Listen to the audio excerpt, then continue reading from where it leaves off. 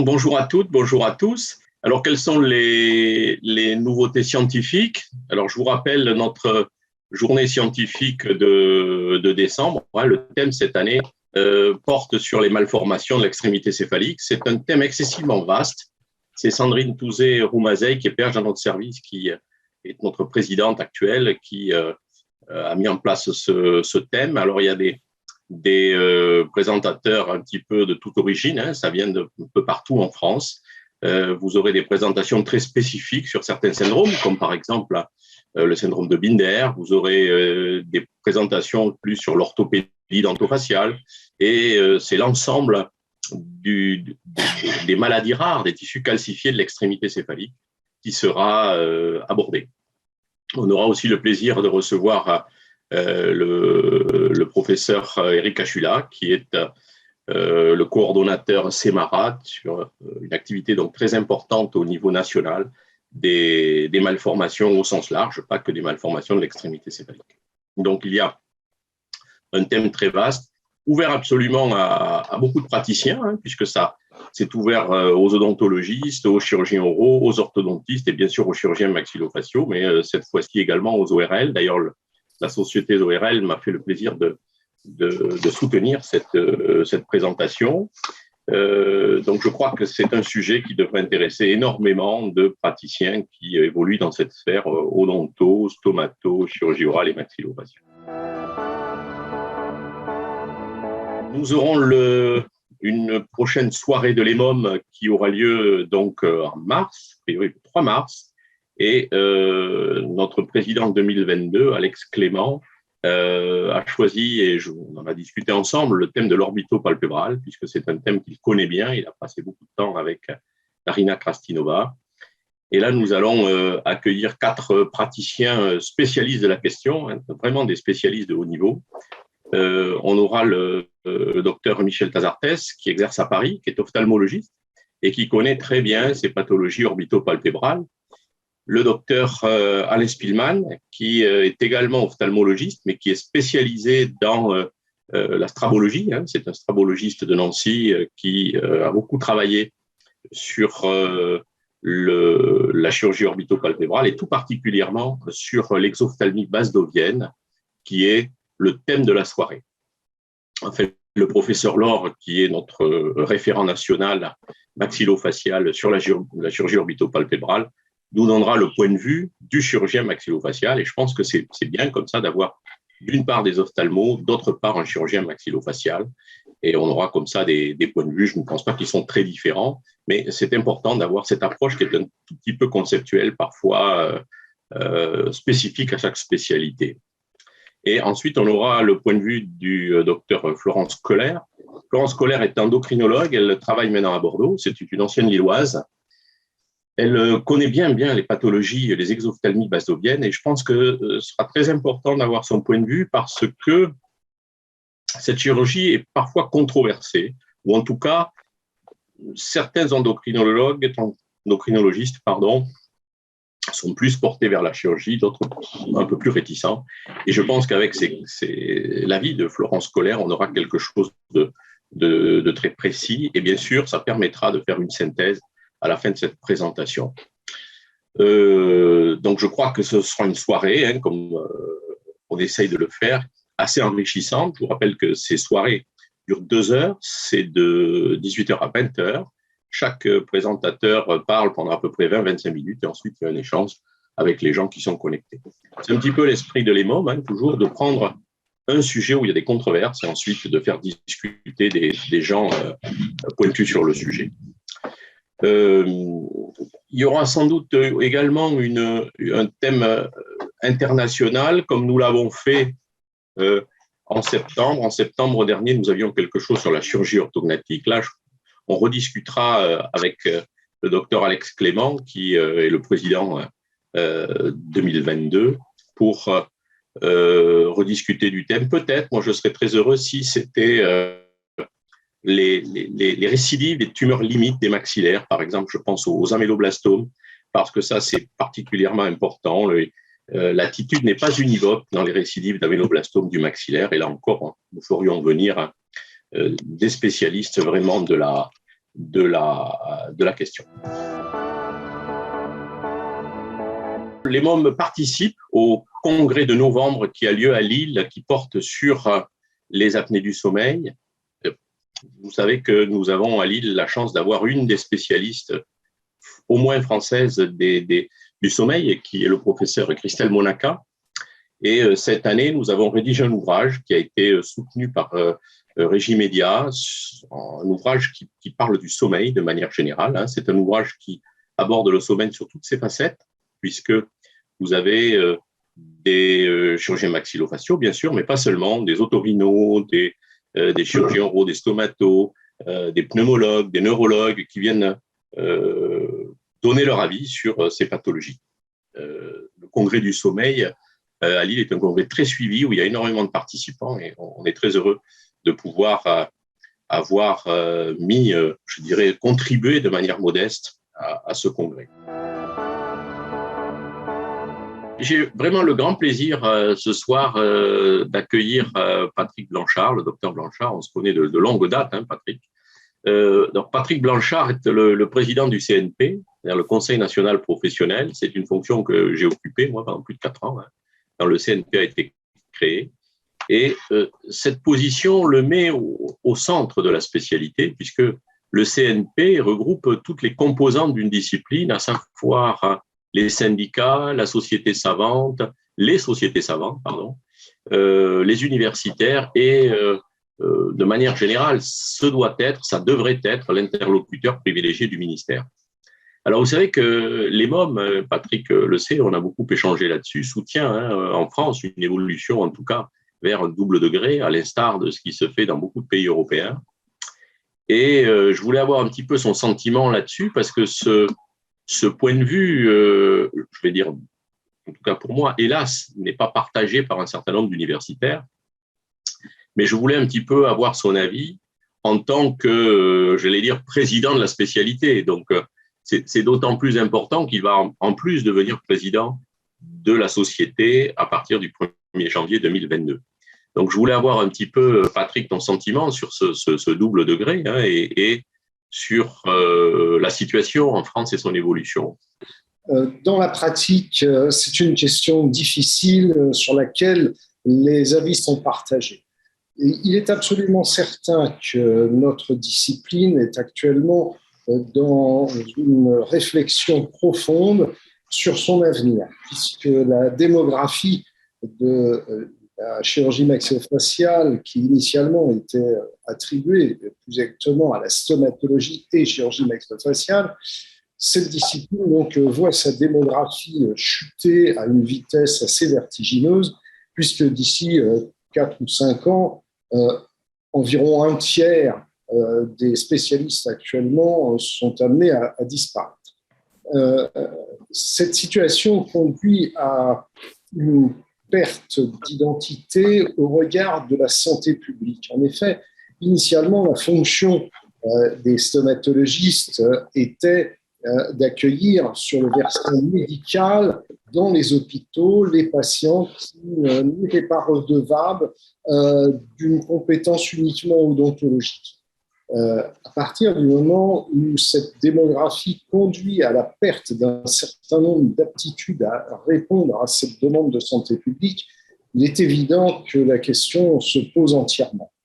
Face à la stomatologie et la chirurgie maxillofaciale, dont un effectif réduit, environ 1000 personnes actuellement qui pourront descendre à 700 d'ici peu de temps, il y a quand même 42 000 odontologistes en France qui, en fait, dirigent plutôt l'orientation de la discipline au niveau de la chirurgie orale. Automatiquement, on se rend bien compte que l'avenir de la chirurgie maxillofaciale ne peut pas se concevoir sans un lien étroit avec l'odontologie, à la fois parce qu'il s'agit de nos correspondants privilégiés traditionnellement, et d'autre part parce que la carence, la vacance plus exactement, de la capacité en chirurgie orale dans les hôpitaux publics doit conduire incontournablement à accueillir davantage d'odontologistes.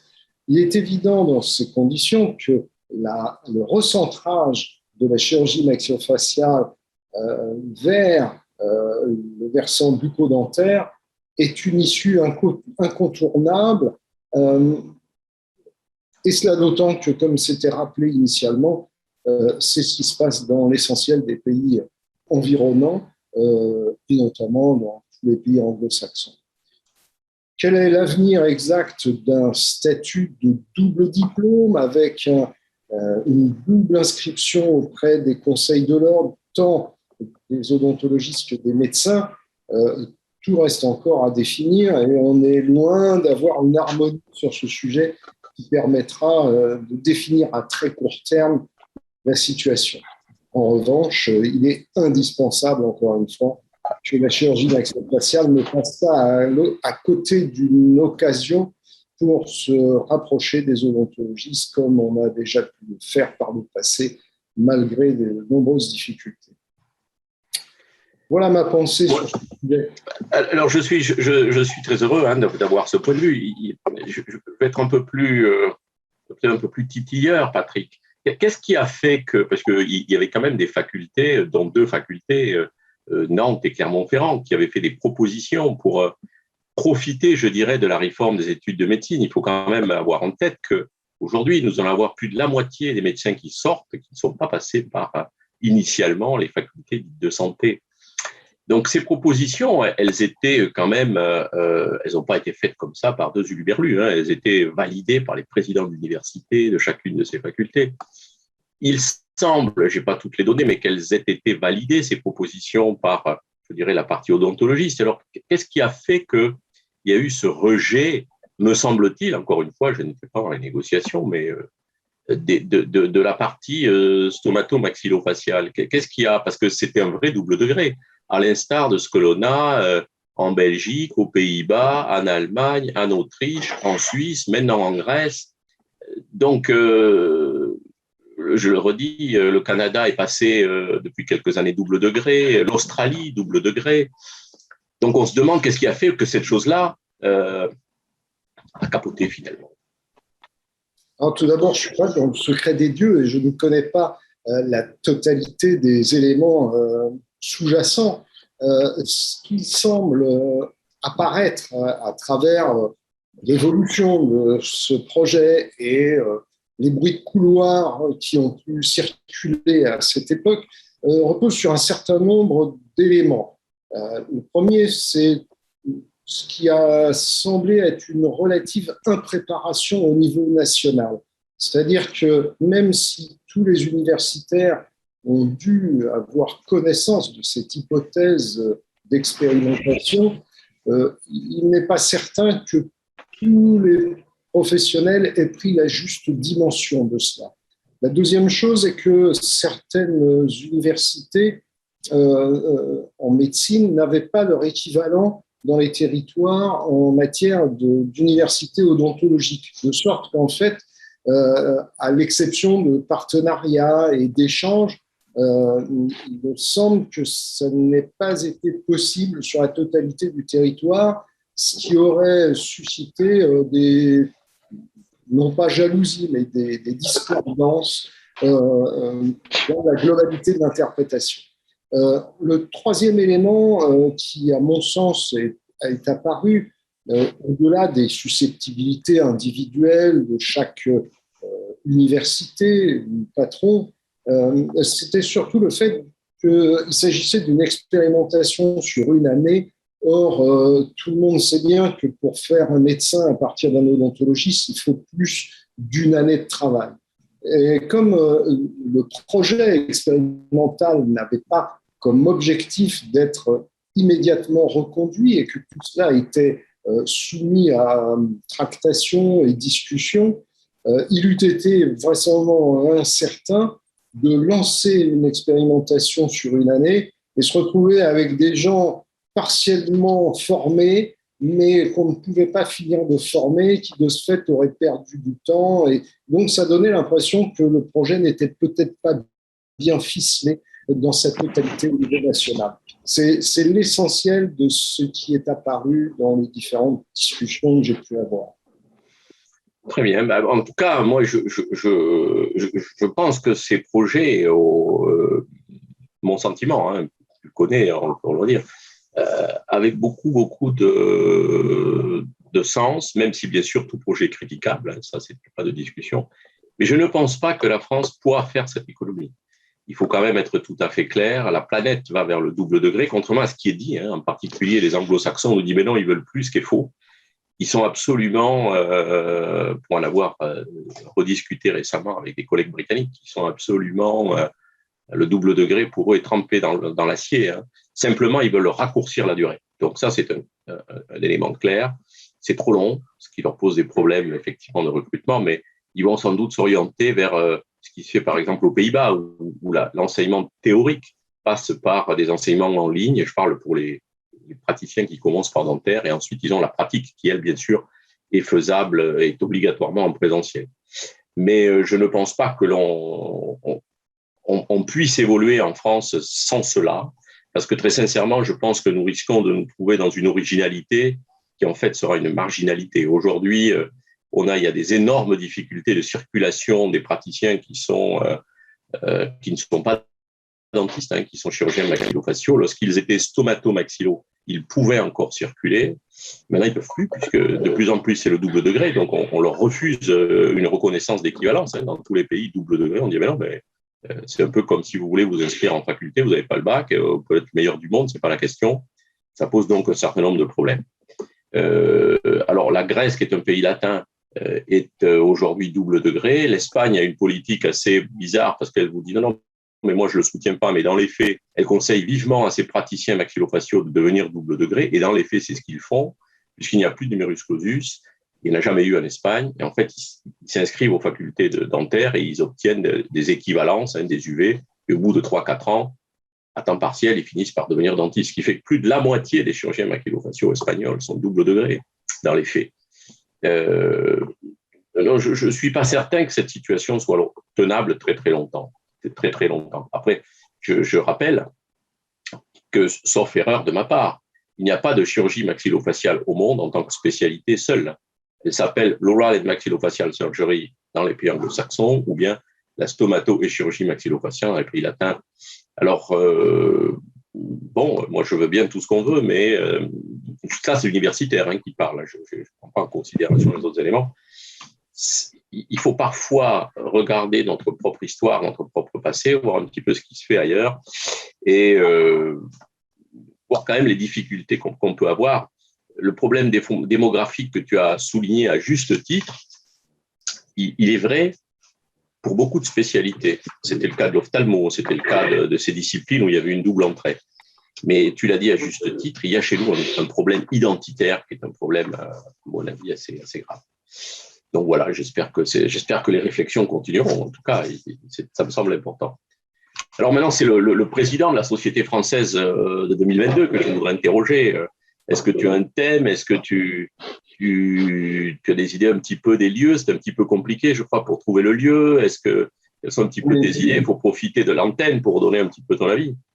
Donc, alors, selon toute vraisemblance, c'est un peu un scoop, puisque rien n'est encore formellement décidé, mais on aurait l'opportunité de se rassembler à Reims entre le 12 et le 15 octobre de l'année 2022 pour un congrès qui se veut ouvert sur justement le versant stomatologique de notre discipline, avec plusieurs topics.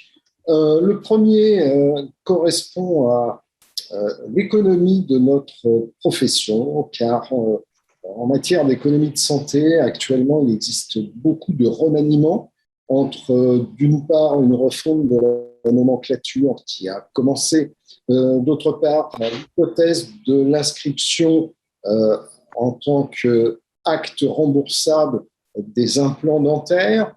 De ce fait, les différentes variations d'honoraires autour de ces activités se trouveraient un petit peu déséquilibrées par rapport à ce qui se fait actuellement.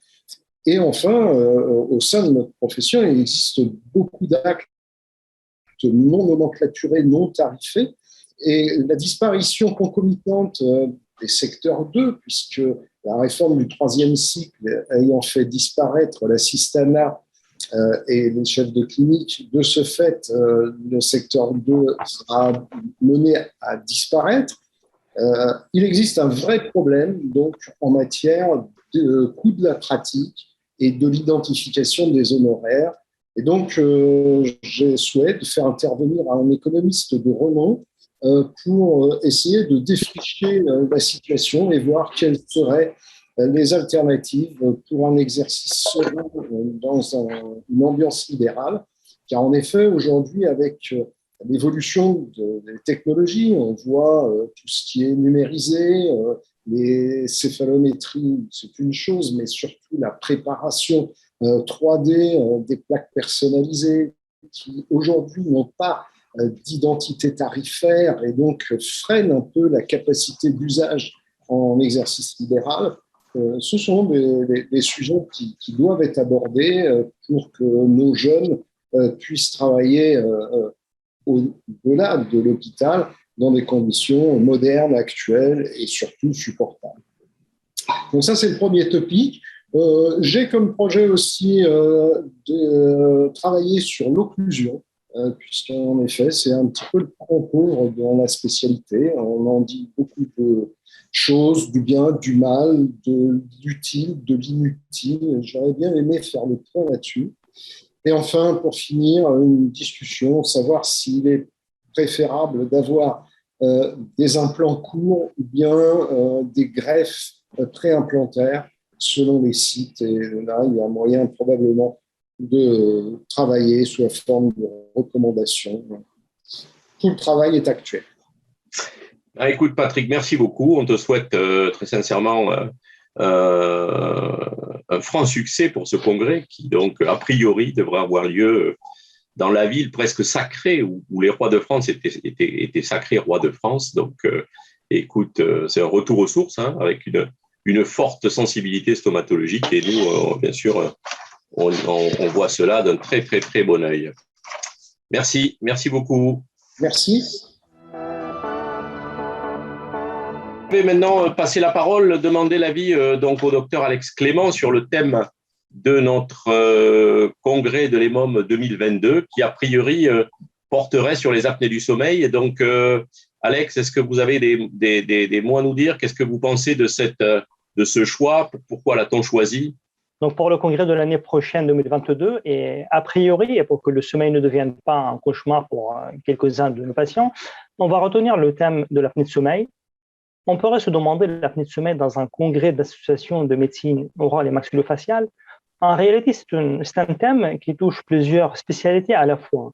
Si on regarde que la sphère céphalique, on voit que cela touche les orthodontistes avec leur prise en charge des enfants et des adolescents, nos kinésithérapeutes avec la rééducation myofonctionnelle orofaciale, les occlusodontistes avec l'orthèse d'avancée mandibulaire, les parodontologues avec, dans un certain nombre de cas, les problèmes parodontaux liés au bruxisme pendant l'apnée de sommeil, et enfin les chirurgiens de cette sphère céphalique, les ORL, les chirurgiens oraux, les chirurgiens maxillofaciaux, avec la chirurgie vélaire, la chirurgie nasale, parfois linguale, la chirurgie des tissus lymphatiques, la chirurgie des tissus lymphoïdes amygdaliens et bien sûr la chirurgie orthognathique. Dernière chose, selon un sondage récent, 44% des Français se sont déjà disputés avec leurs conjoints en raison des ronflements de l'un ou l'autre des partenaires. Donc, c'est des points tout à fait intéressants. Hein. Effectivement, un des éléments majeurs pour moi de la présence et du choix de ce thème, c'est la fréquence en termes de santé publique de ces apnées du sommeil, des ronflements. Et le sommeil est vraiment aujourd'hui presque une maladie des temps modernes. En tout cas, elle existait sans doute avant et on s'en est un peu plus focalisé là-dessus probablement avec la vie moderne. Et je crois que ce sera un thème très intéressant. Je vous invite, je profite de ça encore pour vous dire que le congrès de Madame Monaca est un congrès excessivement intéressant à Lille sur cela. Et en 2022, d'ailleurs, on en rediscutera. Alex, peut-être nous pourrons l'inviter parce que c'est vraiment une des grandes spécialistes du sommeil. Merci beaucoup, Alex.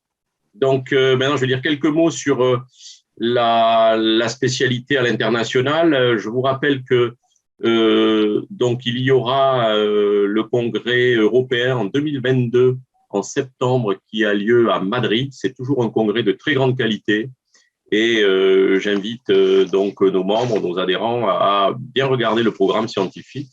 Il est toujours ce congrès de très haute qualité.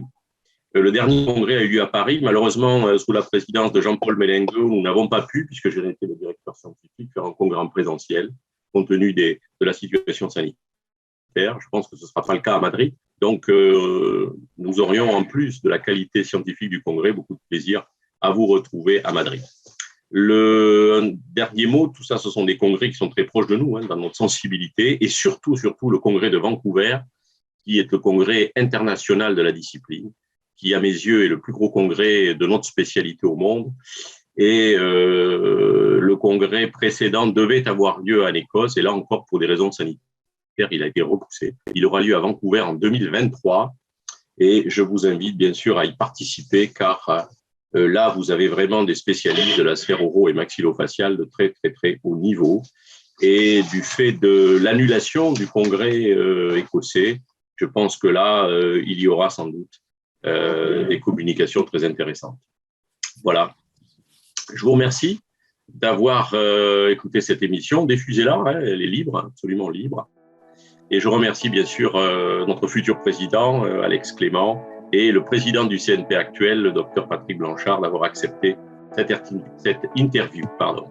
Bonne soirée, à bientôt j'espère. Au revoir.